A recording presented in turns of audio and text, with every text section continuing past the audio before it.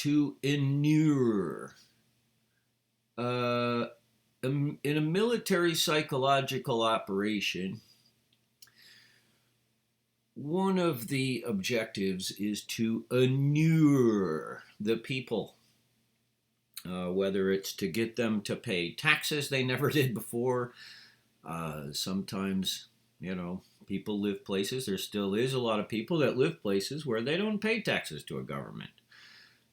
Afghanistan is one. There's a few other countries I know for sure. The people just live there. They've always lived there. There's nothing new for them. Good luck going and trying to get them to pay taxes. It's just not something they ever did. I have no intention of doing. But there's many ways to inure somebody. Definitely religion has to be at the top of the list. So it is inurement. When you bring a new religion into an area, protected and guided and guarded by military people, that it's pretty obvious that it is a military psychological operation. The one we're talking about today has been going on for quite a while. And we'll go all the way back to the beginning of it because that's the tools we use.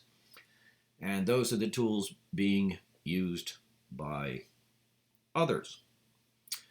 I always continue to say to anybody who's willing to listen, the religions in the United States that are practiced are foreign religions. They are not from here. As a matter of fact, a lot of people, including my ancestors, came here to escape it. So we didn't want that involved in our government. There seems to be quite a problem with this lately. And today we're going to talk about one of these things with extreme precision so we can just show that this is what's going on. So that's the glyph for Noj, and I think what started out, that's the glyph, that is the day in the pantheon of the 20 days that is in the I Ching, talks about the military misadventures in psychological or physical operations. It is the young feudal prince who acts above his station without checking in with the upper command and fails and then has a problem. So this is what's going on with the text in certain religions in our culture. So that's the word of the day, to inure. And it rhymes with manure. Oh boy. So the tools of inurement, the number one tool that you want to do is to control time, because that is the center of all people's consciousness. That's how you orientate yourself. You move people about with bells and whistles. I've never liked that. I hated that in school. I really, the tones. I keep trying to tell people, boy, there's different sounds. You don't have to use those really annoying tones. They're authoritative. They choose authoritative tones, don't they? Because, there's pleasant sounds you can make with bells, and then there's authoritative tones, isn't there? So there's definitely, you can find, I'm sure somebody's going to study the psychology of sound. They'll find the ones that, I think some people already have, as a matter of fact. So when you ring the bells every day, I noticed this is happening in Minnesota. They just approved the open call to prayer 5 times a day. So now, if you live near a mosque in I don't remember which city. I think it's in Minnesota. They're going to have that call to prayer 5 times a day. I live next door to a church. I had a old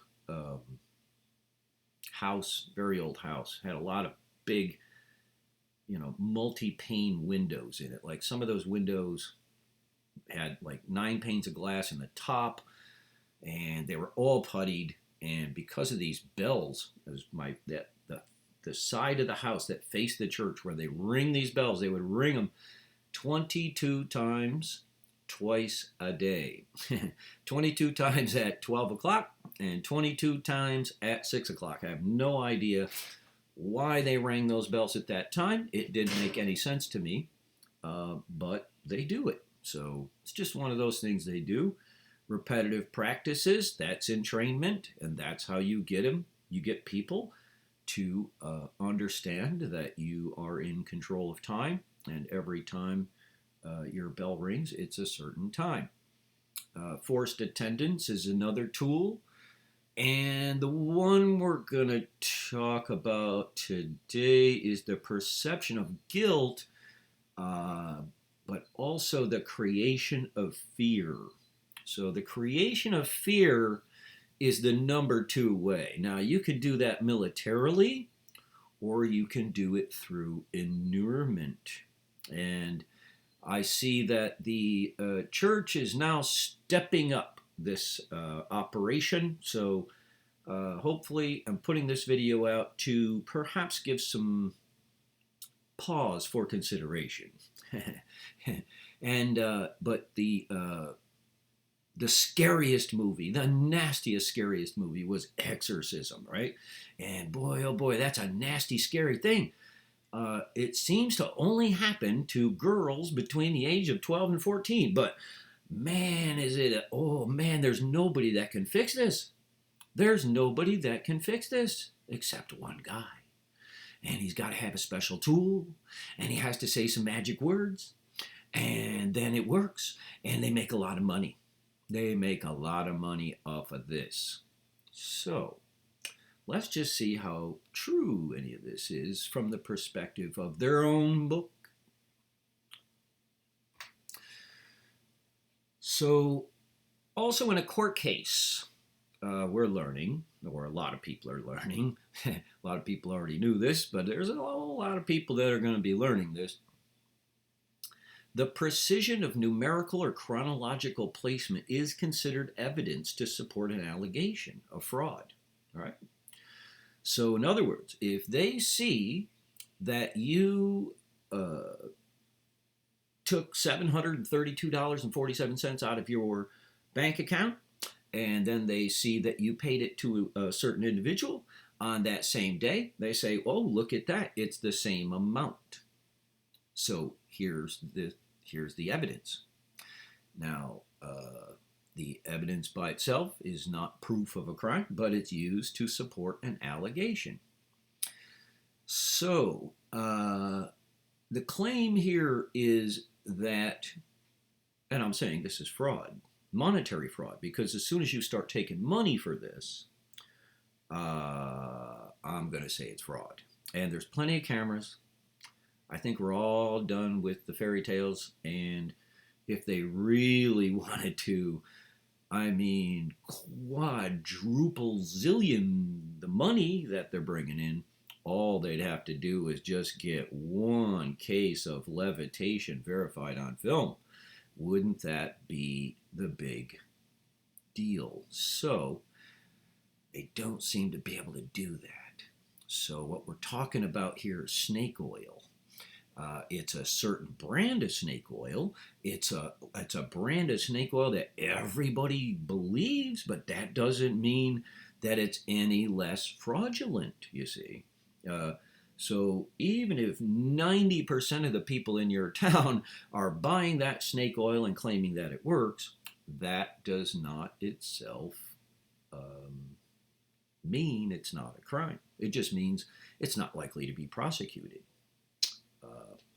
But the numbers are changing, and they're ramping up this effort to scare the hell out of people some more and show them that if you got this special tool, we can do it. And like I say, right there's the glyph of Eek. That's the 12th day in the 20 days. That is the glyph of the Catholic Church. That's 1 out of 20. So the story of Jesus and the pigs. This is this big story where he goes into this town and there's these crazy dudes and, oh, what are we going to do? And he throws the demons into the herd of swine. And then the herd of swine runs down and jumps in the water. I mean, how it's so inexplicable, but that's the story. And everybody takes that as some valid thing that this is true. Well, it really happened. It's like, this is ridiculous. So, what an odd thing. So, as I stated in the index video I did for the Bible, how the Bible was written, so you can check and play along, but this video is going to be up here for, precise example, let's say. So in Matthew, this happens in Matthew, Luke, and Mark, okay? So in Matthew and in Luke, it happens very similarly. In other words, those do follow the days the way I described in the index. So Matthew follows the Tracinas by chapter, beginning with Keneal. So chapter 8 is the chapter of Kawak, and so that would make verse 28 Kamei. Okay, so what's about Kamei? Well, in Kamei, it specifically says that it cuts life. It is a ruler of death or transformation, and transformation is a key word for that day, because sometimes you find really good mechanics, people that can build things. So, but it's also, they're both good and bad. So this is one of the days where it is known that there's like twins, okay? And it is adjacent to Gemini in the combined calendars. So there is good and bad people. And the description of what's going on here on that day of number 28, which is the day of Kamei, is very, very close to what's the problem here. Well, they're touchy, violent, stubborn, insistent on doing things they're not cut out for.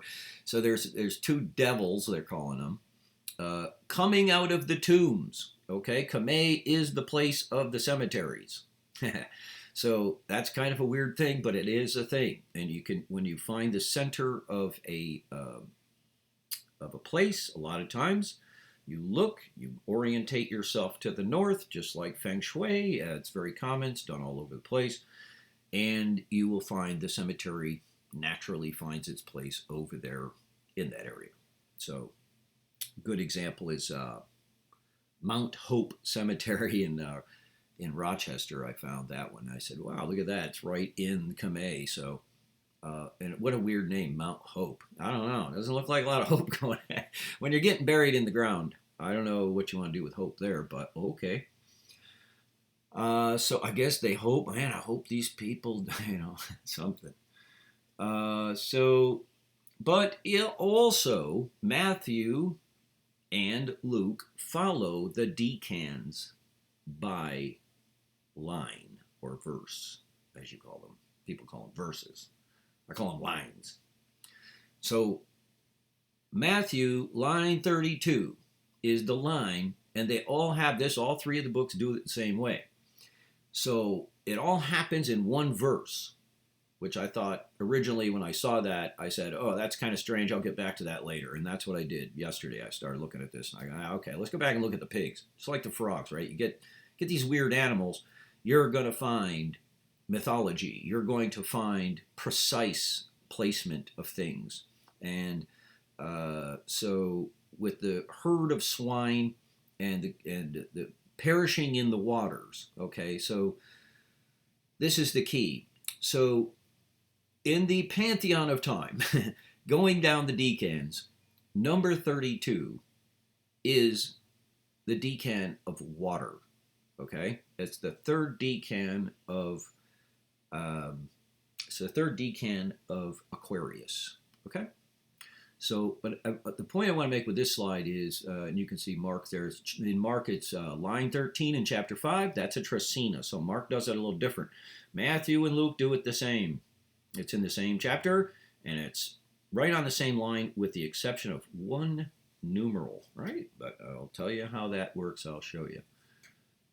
So in Matthew, because it's going to be line 32 because they combine two decans into one line on line number 20. And the way we know this is by checking them because they follow the decans, you can tell.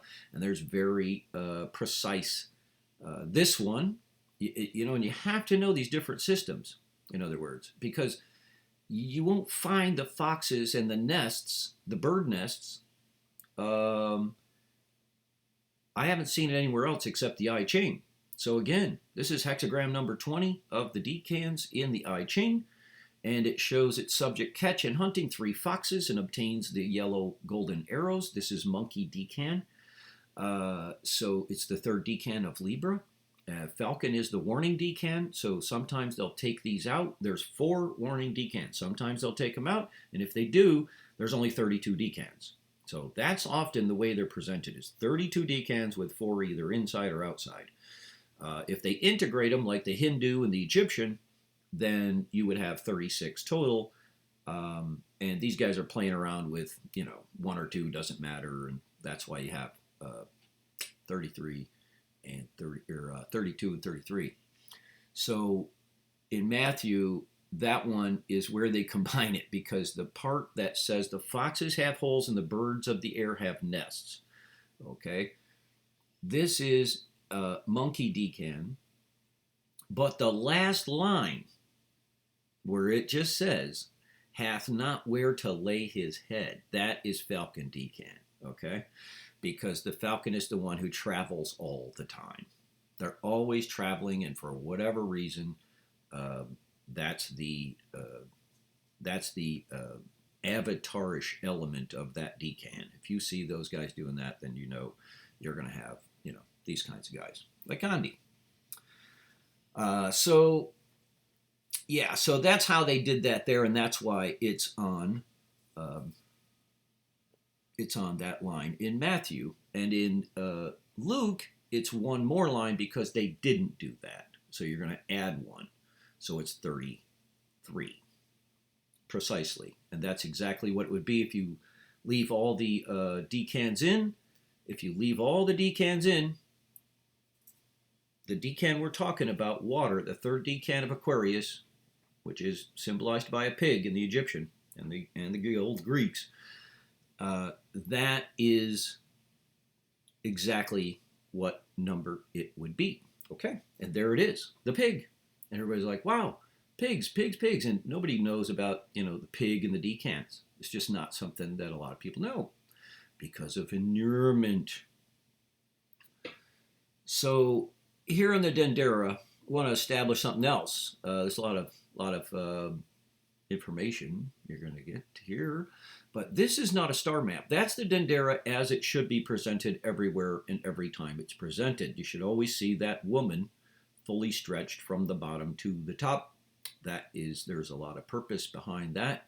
That's the way it's supposed to be shown. A lot of times you'll see it, you won't see that woman on the side. I don't care about any of the hieroglyphics. You don't need any of that on here. I think you have several problems. I could talk about the Dendera for a long time, so I'll be doing videos about the Dendera. We'll get into that. But for today, we're just talking about how to set it. Where's the last 3 decans so we can find that pig? Well, there's the image on the left is the 36th decan. If you put them in all their sequence, don't take any of them out. That is also a warning decan. So that itself is right at the end. So that's Yogi. That's the 3rd decan of Pisces. Okay? So we're in the deep water. That's where the water is. And the figure always in this one and on the Dendera, and I'm very, very convinced that they used a Hindu image for this one. And because that's the only place the Hindu have that image, and there it is on the Dendera, and that is the number 36 decan. of this calendar. So there's the rock, there's the snake, and I'm guessing you can't really see it super good on the calendar itself. You know, this thing's pretty old. This calendar was made, by the way, right after the takeover, and the Temple of Dendera was pretty much financed by a group of, you know, authorities. So they wanted to intermingle all the systems onto here and then own it. And so that's what they did. But they needed help with that. You know, if you take over a country, right? It's like this situation in the nuclear plant over in Ukraine, right? So Russia can come in, they can take over that nuclear plant, but you can't just kick all the people out. You can't run it without those people. So you got to keep the people in. And that's the same exact thing that happened in the construction of this calendar. And they did some very smart things under their oppressors' unintelligent watch. So, but that white dot on the left-hand side of that calendar, there used to be a decan there. And the original etching of Vivant Denon, who was the first one to find this, he climbed in there. The place was full of sand. He climbed in there and laid on his back and did an etching because the sand was so high he could reach the calendar. So he did an etching, and then later on they removed it from the ceiling, and it took them 20 years to haul it to France, and it sits in the Louvre today. But so somewhere in between there, that decan that was right there where that white dot is, just kind of went smooth and disappeared. That's right behind Kamei. So the figure in front of that white dot, the second row in, that is Kamei. And the man carries a sickle because he cuts life. So these maps are not star maps. That's another ridiculous thing that I keep hearing. And everywhere you look, you'll see people associate these with the stars. Now, there may be constellations named after them, and we'll get to that. But these are not star maps. These are maps of form, function, and product. So you can always tell what time it is if you understand these symbols. You don't need any planets. You don't need any stars. You don't even use them, really. That's a different branch. That's a different branch. What you study is the now we have a word for it, teleological evidence in human behavior and their products. Okay, that's how it was done. That's how the Maya do it. That's how everybody does it. So here's the exploded view of that section of the calendar where you can see the snake on the rock. And what I'm saying is that's the fire on that snake's head, okay? And that is the constricted nature of the snake is the passion of the people born in third decan yogi. They can become quite consternated. They are very spiritually oriented people. Some people say that's Buddha's decan. You know, again, more mythology, but that would be a good decan to put a spiritual guy if he was, lived alone, right? I like Hokusei's image of that. I don't include it here, but so we're not talking about that one. I'm just using that one for proper placement. And then the arrow points to the pig. Now, what is that pig? That's the third decan of Aquarius. So this is the pig we're talking about in the story of Jesus. Because the story of Porcus is, they were all goofing around. And the guy who makes everything for the gods up there, I think it's Hephaestus or something like this. I can't remember his name. I'm not going to read the whole thing. He makes a pig, and they all go hunting it. So they hunt the pig. Ares goes and kills it, comes back and gets this golden spear. Gets a really nice prize for killing the pig. But Zeus was kind of having fun with all this. So Zeus reanimated the pig as they were cooking it, and it busted off the spit and went running through the forest and, and everything on fire. So then they all had to go chasing back after it. And so another round of bowling of the gods ensued before the beast was brought down by Poseidon, the lord of the sea. Poseidon demanded the champion's spear. Ares refused. So Poseidon shouted that he had truly killed the boar, and Ares hollered back that Poseidon had felled a carcass possessed by an evil spirit. So it wasn't an evil spirit, it was they made it in the first place, and Zeus had reanimated it. So they're just, Ares and Poseidon are going back and forth arguing about who kills the pig, okay? And then it goes on. Zeus was delighted with the brouhaha, but as Ares and Poseidon were about to come to blows, a shriek rent the forest, and turning the gods witnessed Aphrodite. She was there too, because she wanted to make a coat out of the pig's skin. Give the lascivious pig a tremendous kick and scream, "You pig!" And so this is really what's going on, and it was the constellation of no conspicuous stars, but Porcus was identified by the Greeks in 5th century BC, and beginning in December, you can see Porcus low in the southern sky until it remains until about April 1st. So it's up there for the time period we're talking about, and that's Porcus. And there's the pig. And you can see the 1, 2, 3. Those are the 1, 2, 3 decans of Aquarius. Number 2 is the female warning decan of Wagon. I have a video about that. It's very good. I really love that one because it's got a lot of really good examples, and it's real easy to do. And they are wagons. And it's real good because that one shows you what time it is. Now that little marker right there shows you what time it was at the dedication of this Dendera zodiac. Okay? This was dedicated around 18 AD, CE, whatever that, whichever one you want to use. Now, I have heard other dates like 30 or 33. Look, the original information, you can go to Linda Hall Library if you want to find it all. They had a big thing about all this. They were the first ones to print the accurate information, because Vivant Denon, the story starts with Vivant Denon. He was the one who came and found this thing, and it was filled with sand. Okay. That is the 3rd decan of Aquarius. So number 2 is the female, number 1 is vulture, and the Egyptians have it as this figure with a very heavy base. And so that's good. That's fine. That's a fine depiction of it.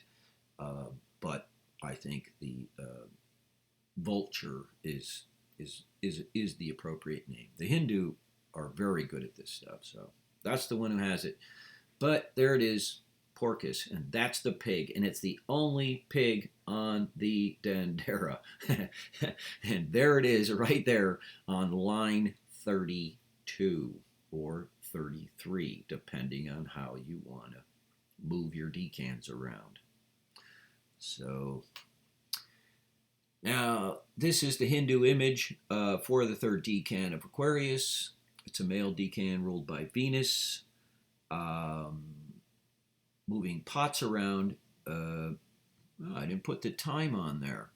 So this goes from, basically is the February 11th to the 19th. Yes, February 11th to the 19th. And the other important point to make about this is, why was there a pig? What was going on with the pig in the first place? Really doesn't have anything to do with this. Well, in Egypt, all the agriculture was done according to the Nile. So when the water would come in, you can't plant there. But when the water receded, it was a great time for planting.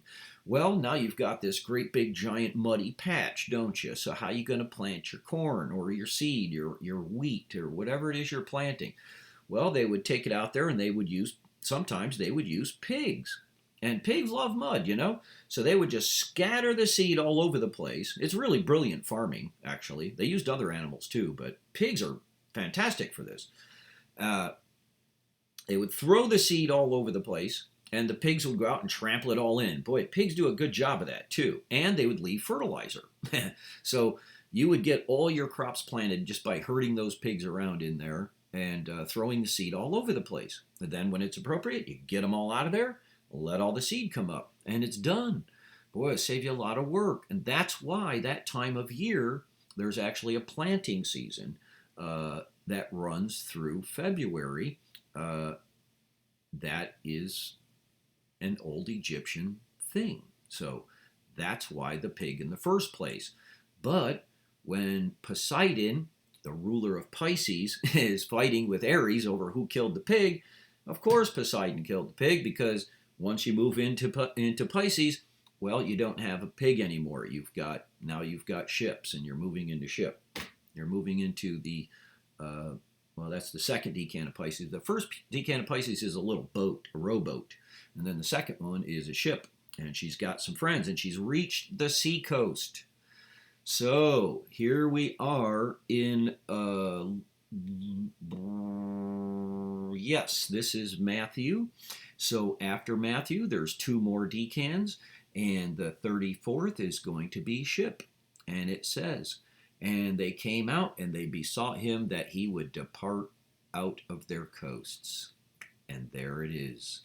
And she's reached the seacoast of her friends. That line is from 500 CE.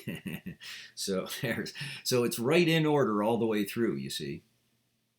And yeah, Pearl, yep, is where, that's the line. They that kept them fled and went their ways into the city, told everything what was befallen to the possessed of the devils. And, you can do it with the days too, but there it is. Now, in Mark, it's different. In Mark, it's chapter 5. So then in Mark, chapter 5 follows the days by chapter, beginning with Ek. So chapter 5 is Kame. So now we get into the tombs and the tombs and the tombs and the tombs and the tombs. And we keep talking about the tombs. And there's tombs, and there's problems in the tombs, and there's people living in the tombs. That sounds very Egyptian to me. I don't know, but because there was just tombs all over the place. But it doesn't matter, because Kame is, like I said, it's the cemeteries. It's also the like the location of the cemeteries. I don't want to say it's the cemeteries themselves. That's not necessarily true. But it is the location of the cemeteries, and when they lay out if you allow this to unfold naturally. But in Mark, it completes this entire story in 13 verses. That's a perfect trecina, and it ends on 13 tihox. And the key here is they told it a little differently at the end, and it says, "And Jesus gave them leave." Well, that's a very Tihox thing to do, because Tihox is the national park system, and it is the story in the I Ching where the ruler, they're having the hunt, and they drive the herd into the corral, but they leave one gate of the corral open so that some can escape, and thereby keeping the economy of the ecological sphere in harmony. Don't kill everything. You always let some go. So that's a very poignant thing to say there. And that change indicates they knew exactly what they were doing there with the days. And it's definitely on the decans. So that's how it was done. That's what's going on. So yeah, there is a small constellation of Porcus, and you can see here the two. This is one of my main theories. I saw the Sunstone, I saw the Dendera. I learned the Dendera first, and I said, "Wow, that looks like that thing would fit right in there." And it kind of does. It does. These two calendars work together, and then years later we find out, oh, look at that. That's how they wrote Genesis, using these two systems of time, the 20 days and the 36 decans. When I was in Guatemala, Don Alejandro, who at the time was a 13th generation Quiche Maya high priest, and the elder from the Quetzalcoatls, Don Simeon Taquera, came, and he was their day specialist. So he came and taught us the days. It took all day, no pun intended, and it took a full day to give us the descriptors, and I had been following them a little bit before that, so it was very interesting for me to finally get the the meat, the really precise meanings and attributes of those. So that's how you can put them all together. And then you find out later that it's the I Ching. The Japanese have them too. On and on and on and on and on. Blah, blah, blah. But there it is. That should dispel in the reasonable mind, any reasonable mind.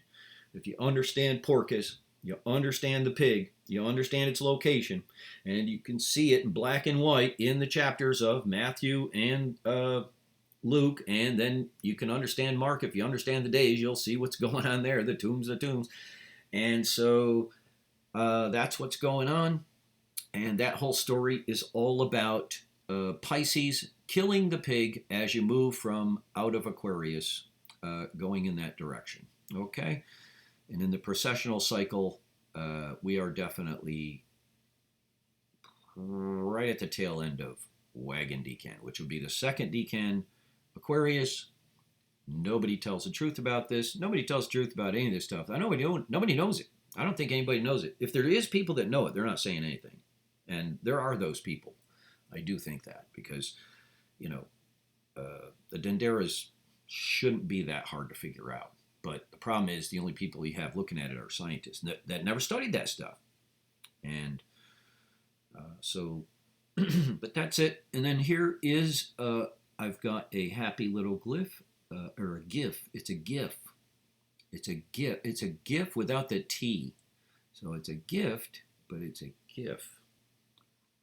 Let's see how I do. I'm not a very technologically advanced person, by the way. Let's see if it, oh, yeah, there it goes. Okay, hopefully that works. I'll just leave it running. I like it. Maybe I can inure some people with this hypnotic images. This is part of my inurement plan. Yes, it is. So don't be fooled by people that ring bells and tell fancy stories and scary stories and then offer the only way out. Those are almost every single time a scam. All through the history of the entire world, and I'm pretty sure it even transcends species. Like there's going to be one bee that lies when it gets back to the hive. Like, no, really, I found some stuff over here. No, that's Jerry. He never knows where the flowers are. I'm pretty sure.